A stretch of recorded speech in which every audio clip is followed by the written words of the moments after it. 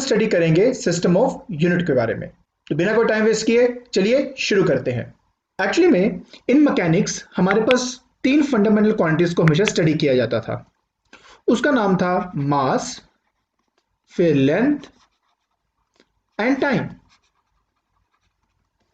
इन तीन fundamental quantities को study करने के लिए हम कुछ सिस्टम ऑफ यूनिट्स को स्टडी करते थे और ये रहे वो आपके सामने।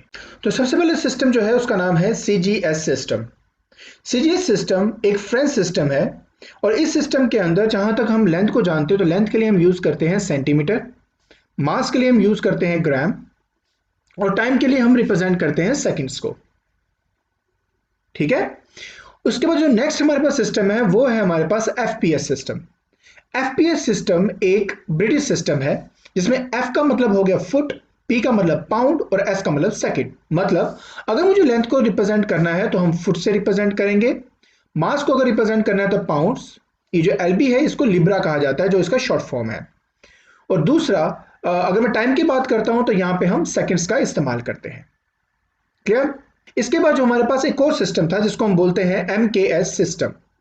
अब एमके सिस्टम को मैट्रिक सिस्टम भी कहा गया। अब इसमें एम का यहां पे मतलब होता है मीटर, के का मतलब किलोग्राम और एस का मतलब सेकंड होता है।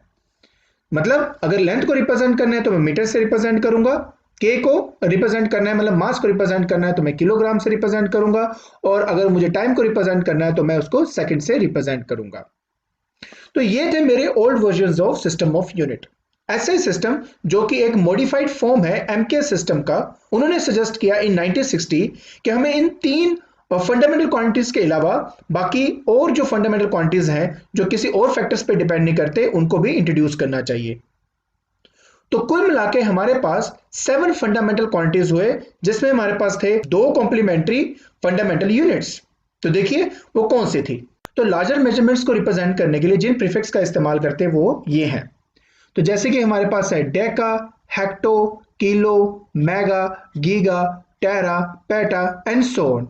और ये है उनके सिंबल्स और ये है उनके मीनिंग। तो अब मैं आपको बताता हूं कि किस तरीके से हम हायर यूनिट्स को नॉर्मल यूनिट्स में कन्वर्ट करते हैं। अगर आपसे बोला जाए कि 1 डेकामीटर कितना होता है तो 1 डेकामीटर बेसिकली ऐसे लिखा जाएगा। 1 डेका और मीटर के लिए हम एम रिप्रेजेंट करते हैं। सो 1 डेकामीटर को हम रिप्रेजेंट करेंगे like this, that is 1 into 1 deca into 1 meter. So 1 deca basically है 10 to the power 1. So 1 into 10 to the power 1 into 1 meter. So जब आप इसको मल्टीप्लाई करेंगे तो आंसर आएगा 10 to the power 1, that is meter. Clear. So 1 deca metre 10 metre के बराबर होता है। उसी तरह मान लेते हैं कि कोई कह देता है कि 1 किलोमीटर कितना होगा। सो 1 किलोमीटर हो गया बेसिकली आपका 1 into 1 किलो into 1 मीटर। सो देखिए 1 into 1 किलो, तो 1 किलो बेसिकली है आपका 10 to the power 3। सो यहाँ पे आएगा 10 to the power 3 into 1 metre. So यहाँ पे आ जाएगा 10 to the power 3 मीटर। तो इस तरीके से हम हायर यूनिट्स को अपने नॉर्मल यूनिट्स में लिखते हैं। अगर कोई आपको कह देता है कि 1 गीगावाट कितना होगा वॉट में, सो 1 गीगा, तो मैं लिखूंगा, अच्छा एक काम करते हैं इसको चेंज करते हैं और 1 गीगा की जगह पे हम लिखते हैं 3 गीगास। ठीक है। तो मैं यहां लिख देता हूं 3 गीगावाट। तो मैं इसको लिखूंगा 3 into 1 गीगा into 1 वॉट। सो ये हो जाएगा 3 into 1 गीगा। सो 1 गीगा की जगह पे आपके पास आ जाएगा, दैट इज क्या दिया हुआ है यहाँ पे वैल्यू इन्होंने, यहाँ पे दिया है 10 की पावर 9। ठीक है। सो क्योंकि ये 10 की पावर 9 है सो देयरफॉर यहां पे आएगा 10 की पावर 9 into 1 वॉट। तो अब ये लिखा जाएगा 3 into 10 to the power 9 what. Clear हो गया। 1 3 से मल्टीप्लाई करो 3 हो जाएगा, so it becomes 10 to the power 9 what. तो इस तरीके से हम अपने हायर मेजरमेंट्स को रिप्रेजेंट करने के लिए इन सिंबल्स का इस्तेमाल करते हैं और उसको इस तरह से कन्वर्ट करते हैं। क्लियर। लेकिन अगर मुझे स्मॉलर यूनिट्स को रिप्रेजेंट करना होगा तो उसके लिए हम इस्तेमाल करेंगे ये। तो अगर आप यहां देखें तो इनके लिए प्रीफिक्स जो यूज होते हैं वो है, जैसे कि पहले केस में आपको दिया हुआ है डेसी, फिर आपको दिया हुआ है सेंटी, फिर मिली, फिर माइक्रो, नैनो, पीको एंड सोन करके दिए हुए हैं। उनके सामने उनके सिंबल्स भी दिए हैं और उनके सामने उनके मीनिंग्स भी दिए हुए हैं। तो चलिए सबसे पहले आपको दिखाता हूं कि इनको कन्वर्ट कैसे करना है। मान लेते हैं कि अगर आपको पूछा जाता है कि सपोज 1 सेंटीमीटर, राइट, तो इनको पहले मैं मल्टीप्लाई की फॉर्म में लिखूंगा, that is 1 into centi into 1 metre, basically 1 centi to 1 metre.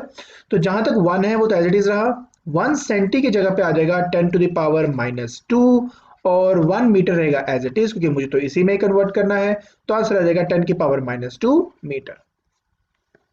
Clear? अच्छा चलिए, अब वो कहता है कि 1 मिली एम्पियर फाइल कैलकुलेट करना है, तो मैं लिखूंगा 1 इंटू 1 मिली इंटू 1 एम्पियर, क्योंकि एम्पियर में कन्वर्ट करना है वो तो एज इट इज रहेगा।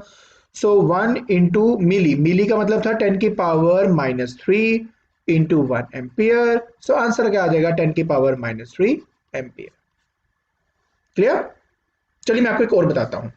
अगर मान लीजिए ऐसा आ जाए कि 3 माइक्रो एम्पियर, मान लेते ये कर लेते हैं, so that will be 3 into 1 micro into 1 ampere, so that will be 3 into 1 micro, 1 micro होता है 10 की पावर -6, ये इसकी वैल्यू है, right, into 1 ampere, so answer आ जाएगा 3 into 10 to the power -6 ampere. Clear? I hope आज के लेक्चर में आपको समझ में आ गया होगा कि एक्चुअली में सिस्टम ऑफ यूनिट्स क्या है और कितने टाइप के सिस्टम ऑफ यूनिट्स हैं, और साथ में हाई यूनिट्स और स्मॉल यूनिट्स को रिप्रेजेंट करने के लिए हम कौन से प्रीफिक्स का इस्तेमाल करते हैं, और अगर मुझे उनको कन्वर्ट करना है तो उनको कैसे कन्वर्ट किया जाता है। तो अब आपको क्या करना है, डिस्क्रिप्शन बॉक्स में जाइए, वहां पे नोट्स डाउनलोड कर लीजिए और उससे रिवाइज कर लीजिए। आज के लिए बस इतना ही। Thank you so much.